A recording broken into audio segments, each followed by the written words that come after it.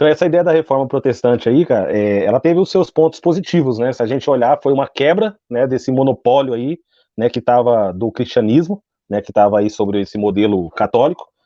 E o bom disso aí também é que teve essa ênfase, pelo que a gente percebeu aí, é que foi de dentro da Igreja Católica, né? Porque, tipo assim, que nem você falou, havia um descontentamento por parte da burguesia, das pessoas que estavam ali, né, dos nobres, né, pô, o recurso está indo lá para fora, a gente não está tendo retorno aqui, que começou a perceber a pobreza aumentando e tal, e o dinheiro só indo para fora. Havia um descontentamento, mas como que eu vou falar com o cara que é o representante de Deus? Aí o que acontece? Aparece quem? O Martinho Lutero, que era um grande teólogo, monge, um padre alemão, que olha para as escrituras e fala: não, cara, mas tem alguma coisa errada. O que os caras olhou para ele? Falou: cara, ó, um cara aí, ó, para ajudar a gente. Por quê? Porque é um cara de dentro da própria igreja que está dizendo: ó, cara, essa teologia aí, não sei se está errada, porque se ele é o representante de Deus, nós também temos um aqui que também é um representante de Deus, que ele é um padre, ele é aquele que nos guia na palavra, entendido na palavra, e ele está dizendo que vocês estão cometendo um equívoco aqui da palavra. Então, isso teve uma ênfase muito grande entre nobres, e boa parte da população aceitou tudo isso, e aí é que a gente vê Martinho Lutero conseguiu trazer, e até algumas pessoas, eu assistindo alguns comentaristas falando a respeito disso, ele falou assim: será que Martinho Lutero não foi usado pelas pessoas que queriam revolucionar naquele momento ali, quebrar esse monopólio do cristianismo católico ali? Será que ele não foi usado? E aí a gente chega à conclusão que, assim, foi acontecimentos e contribuiu, né, para que o evangelho voltasse à sua essência, né, porque muitas outras coisas estavam acontecendo ali. Alguns acreditam que seja assim como se ele fosse uma massa de manobra, mas eu creio particularmente também que havia sinceridade no coração de Lutero. Tanto é que ele é um dos caras que vai apoiar o tratado ali do campesinato, que eram 30 artigos, né, que defendiam os recursos financeiros de irem para fora, né, para o exterior. As pessoas realmente encaram esse tratado, esse documento de forma séria, só que acabou seguindo de forma severa, né? E aí acabou tendo guerras e matando pessoas. Então, tipo assim, era protestante matando. Então, tipo assim, nem sempre a gente foi bonzinho, não. Gente. A gente pegaram em armas, assim, e acabaram de alguma forma entrando em muitas guerras. Nesse momento, Lutero tinha esse lado. Tipo assim, ele sabia no que ele cria, o que ele deveria fazer, como ele deveria servir a Deus, porque todos esses 30 artigos do campesinato ali, do tratado desse campesinato, que era de camponeses, ele tinha todo no seu conteúdo ali uma questão teológica. Ele foi construído sob uma base teológica, esses artigos, né? Martinho Lutero apoia, só que quando esses protestantes, essas pessoas que aderiram esse tratado e se revelaram de forma severa, matando pessoas, e teve muita. Foi sangrento, né? Ele se revolta. Aí ele se revolta contra a ação deles. Porque essa também é a ação de um cristão. Porque qual que é o problema, muitas vezes? A gente tem uma fé a ser defendida. Né? A gente defende aquilo que a palavra de Deus diz, nós cremos nisso e por isso às vezes somos perseguidos. Só que a gente tem que chegar num ponto também que, em alguns momentos, você vai perceber que algumas injustiças podem estar acontecendo no mundo. Tipo assim, porque eu comecei algo, então agora eu vou continuar, só que agora de forma errada. Fazendo, tipo assim, é como se Martinho Lutero colocasse ali as suas 95 teses, ou vamos colocar esses 5 pontos aqui, a gente fala isso aqui, só que por outro lado eu vou lá e começo a matar pessoas. Opa, então eu defendo a palavra de Deus por um ponto e no outro não. Então, Martinho, eu acredito que ele estava agindo de forma totalmente sincera, apesar daqueles que estavam ali, né, aderindo também, né, entrando nessa batalha juntamente com ele, estarem com outras motivações. Por quê? Porque justamente nesse tratado ele vai se opor quando há uma guerra, onde eles partem com uma luta armada de forma que foi muito sangrenta. Então eu vejo uma sinceridade no coração dele, porque ele se opôs à questão da violência.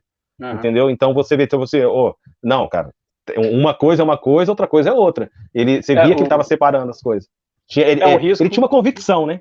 Porque o que moveu Lutero foi, obviamente, a parte teológica da coisa. Né?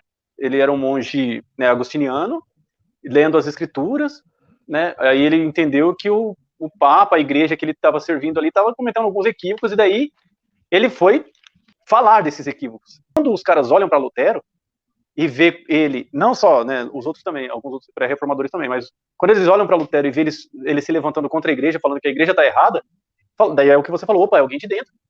Alguém de dentro, e outros de dentro também já tinham falado que a igreja estava errada.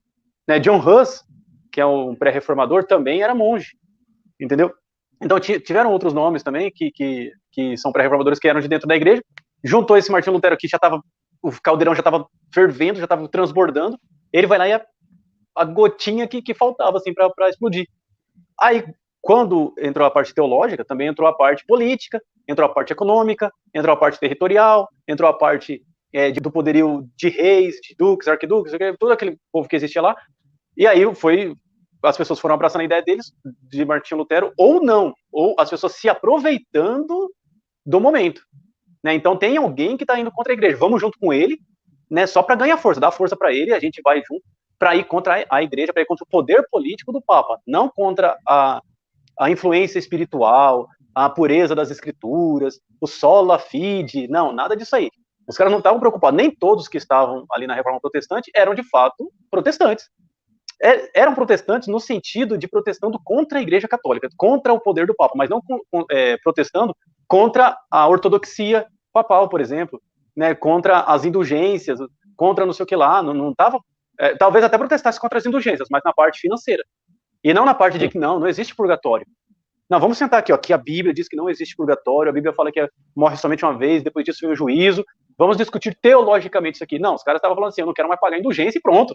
Os caras estavam preocupados se existia ou não purgatório. Os caras estavam querendo parar de dar dinheiro pro Papa. Entendeu? É aí que, nesse balaio de gato histórico, né, tem essa reforma protestante. Cara, fala pra você, deu força para Lutero, deu força para cidades-estados que estavam surgindo ali, deu força para os reis que já existiam, deu força para impérios que estavam existindo ali, que é um conglomerado de pequenos reinados. Foi dando força para esse povo, e esse povo foi falando, opa, então quer dizer que eu tenho a oportunidade ou a alternativa de ser autônomo, né? Então quer dizer que eu posso mandar em mim mesmo, eu não sou totalmente dependente do Papa para pensar, tanto que a Reforma Protestante teve essa importância da pessoa se ver como um indivíduo, né? A pessoa consegue pensar por si mesma e fazer o que ela quer com o seu dinheiro, né? Sem a influência papal, talvez a influência, obviamente, de Deus, e que assim seja para a glória dele, mas sem a influência de uma instituição religiosa te travando para o que você quer fazer, entendeu? Então, teve essa parte de liberdade da mente, dentro da Reforma Protestante. Então, é um assunto grande, amplo, que pega um período histórico muito amplo também, muito grande, com muitas coisas acontecendo ao mesmo tempo, que é o que a gente falou, não dá, o Martinho Lutero não acordou falando, hoje eu vou fazer a Reforma Protestante, né? Ele acordou com um dia normal e falou, não, eu vou colocar isso aqui na mesa, eu quero debater, né? E ele tinha tanta convicção daquilo, que ele estava colocando na mesa ali, que quando ele foi chamado para negar aquilo diante dos bispos, diante ali do colégio ali, da dieta, que é um conselho, né, uma assembleia dos líderes católicos, e colocou ele como réu.